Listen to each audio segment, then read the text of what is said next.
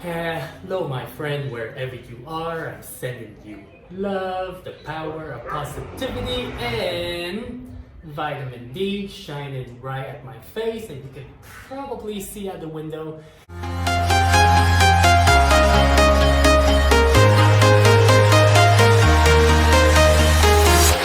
I'm walking. My friend, welcome to the Gazillionaires Club, and today I want to share with you something that I don't talk much on this channel, simply because now that I travel, I know, but before I didn't. So I've been in. We are currently in Oaxaca. You can recognize the apartment.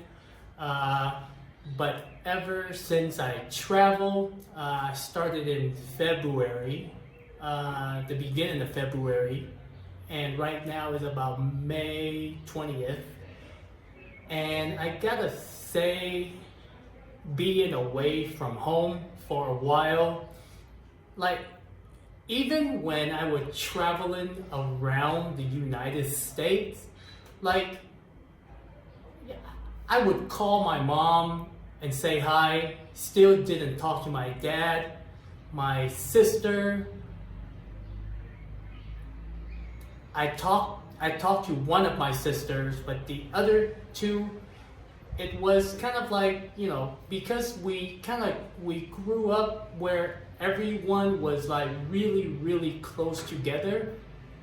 So, and we were all in Seattle. So when it's like, how when everyone is kind of like there, you really don't have to show the effort. And, I remember like, they would get together on the weekend. Even when living in Seattle, I didn't hang out much with them. Even though I would live in with like my mom and dad in the basement, and either there or I would live in with my friends, and on the weekend I would hang out. Rarely I spent time with family, and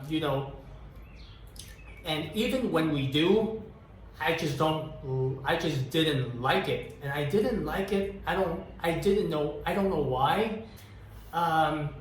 It's just like, and like, it's kind of crazy.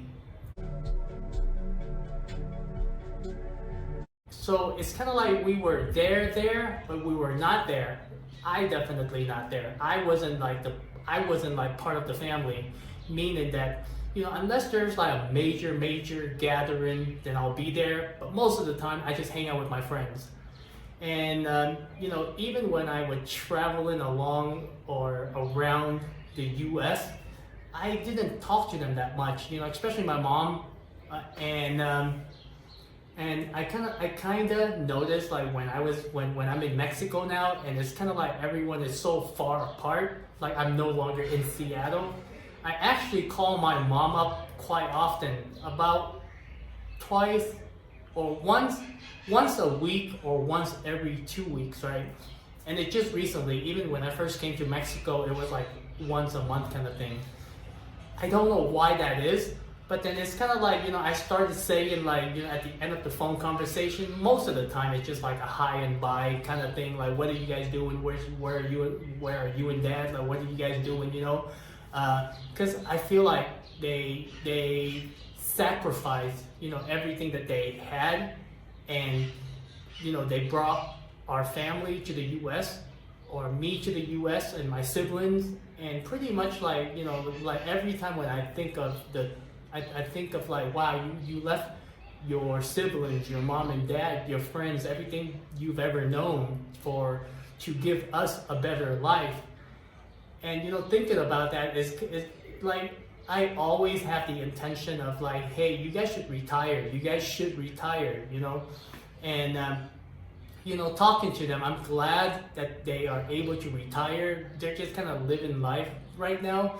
But I kind of noticed, like, I call my mom, and at the end of the conversation, I would like say I would say I love you, which is very new to me. And then recently, the other sister that I rarely talk to, the oldest sister is the one that I usually talk to, even when I was on the road trip and when I'm in Mexico. I still talk to her like once a month. That's the oldest one, and then the younger one is I rarely talk to her because like she has a family, and she got a handful on her. But I realized even because I kept thinking that like, wow, my sister is busy with her kids, her husband, I don't want to bother her. But then when I'm in Mexico, I'm like, it's okay to bother her. It's okay just to like, shoot her a text or call her up and ask her how she's doing. And for the first time I did that, and surprisingly, like, I start at the end of the conversation, I said I love you to her too, which is very new to me. Like in my family or our family, hugging was never a thing. Saying I love you, it's very strange and very new. I mean, I know my sisters, like they do it to their kids, but within the like our family, right, it's different. And then, with my little sister, like she does her own thing. But I do like, with her, it's more of once every 2 or 3 months because, she's like going through that phase. Like she's very smart. She's going through that phase, and I do trust her decisions. But I still like, once in a while, I send her a text and be like, yo, what's up? What are you doing? And so the family dynamic for me, it's kind of like the next time if we ever get together, it's going to be fun. Like it's just it just kind of like, wow, how's everyone doing? Like we're all in different places, but when you and when you have an opportunity, which I don't know when, or I really don't know when, but it will be amazing. But now reflecting on the 25 years plus when I was in Seattle and they were there the whole time, I wasn't there. Con, I'm perfect. How can it be me, Con? When I said I wasn't there, meaning that like they were there the whole time. Where do I need to be? If I need them, they'll be there. Kind of thing. And I get the low on battery. But now I realize, wow, family is important. I know that I know that I've mentioned this over and over on my channel. Like when I started out my journey, everyone thought I was crazy. Don't do this, don't do that. With the vaccines and all that stuff, it's really divided the family because everyone kind of have their own perspective. But then at the same time, when we put all of that aside, knowing that everyone is so far away, it doesn't hurt to say, hey, how are you? At the end of the conversation, it's kind of, hey, I love you. It amazes me. I never developed that part of myself for my family, like compassionate, open. So I think that's a good thing. I think it's a very good thing that I'm able to say I love you to my mom, call her once or twice, or once a week or once every 2 weeks, and then talking to my sister, like just catch up with the family. Hey, how are you doing? How are you and your family? So it's something new for me. It's kind of strange, but I just want to share that with you. Use the hashtag Gazillionaires Club and let me know. I know that in every family there is, the good and the bad, but at the same time, when they're not there, it's kind of like, I don't know how to explain it. But my friend, if you understand what I just said and you've been through it, let me know, or share with me, what is your family dynamic like? Are you living with them? Are you far away? And how close are you? Are you able to hug them? Are you able to say, I love you? Are you able to be just a checkup text? Hey, how are you? And not just them, their family as well, their husband, their wife, or their kids, what depend on what, you have a brother or sister, it doesn't really matter. But because you know, their family is a part of them, and if you truly love them, you care for them, you want to know how their family is doing too. So it's something that I want to share with you, my friend. Make sure you use the hashtag Gazillionaires Club and let me know what's up, okay? Because I talk a lot about humanity, like, you know, connections, and how we are social creatures. And if we can't do that with the closest people we are with, then how can we, you know, spread it out? And I mean, I struggled for the longest time. I mean, shoot, my whole life, I was kind of like a loner, even though my family was there the whole time, but I was never really part of the family, you know, and it's pretty new to me. That's why I want to share it with you. If you don't have to worry about money, what kind of lifestyle would you live?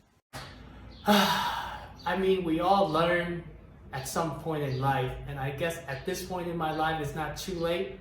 At least they're still here. Mom and dad, and even my grandma. Recently I spoke to her, and you know, the last time when I was in Vietnam, I remember she was around in her early 80s, and when I came back she was pretty young, like to me like 80s, because you know, I old for me is like old, okay, and she was able to walk, and she was like clear-headed, she was very healthy. And I remember I held her hand and we walked around the park.